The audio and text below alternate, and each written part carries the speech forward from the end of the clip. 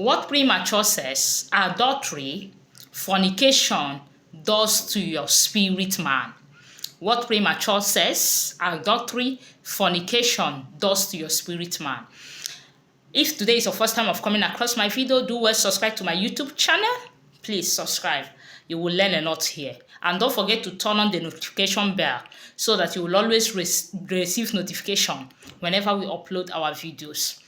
Now, I want you to pay attention to this video. Sometimes when you are advised, stay away from sex. More especially when you are not married. I'm talking to the singles, I'm talking to the married that are still committing adultery. For the singles, fornication; for the married, adultery. Now, if you are a young person, you are advised, stay away from sex. Sometimes, some of you think that you are being restricted from enjoyment, but you don't know that actually you are being taken away from evil, from wrong, from things that will destroy your destiny.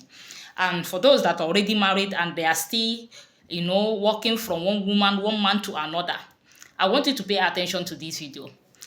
Premarital sex, adultery or fornication, whatever you call it, has a lot of damages it causes to your spirit man. Now, let's go to the book of Judges, chapter 16, from verse 1.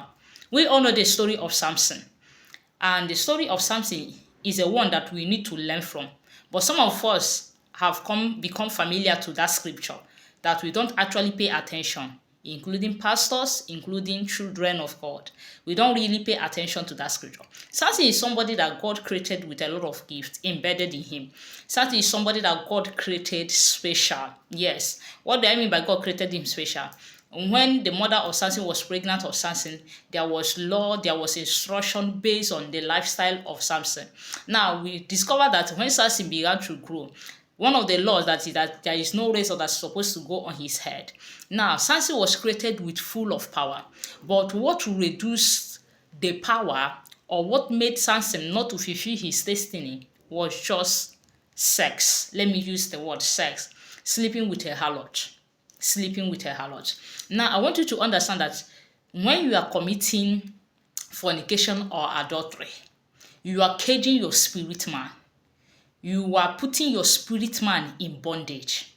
That is why some of you are not able to function properly, maybe in your business or in ministry, in what thing you are doing. The moment you begin to engage in sexual affairs, like fornication and adultery, you begin to notice a kind of weakness. The weakness I'm talking about is not a weakness, physical weakness. There is a weakness in your spirit man, even in your sensitivity, in your spiritual alertness. There is always weakness. Yes, the moment you begin to have sex outside marriage or outside your home as a married man or married woman, you begin to weaken your spirit man. Your spirit man is in cage. Yes, you cage your spirit man.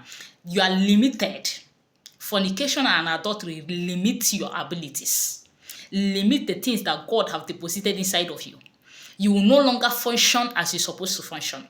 Let me tell you something. Though the ending part of Samson, the Bible recorded that it was great. But I want you to know that had it been, Samson did not sleep with Delilah, Samson would have achieved much more than he achieved in his latter end.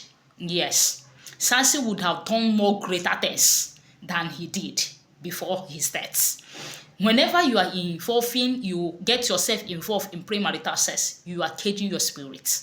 Yes, you are making your spirit not to be functional. You will not be spiritually alert.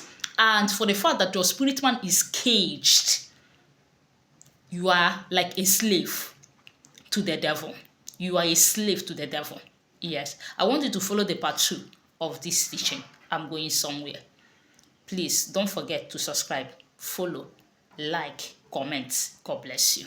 I remain your sex pastor, John May.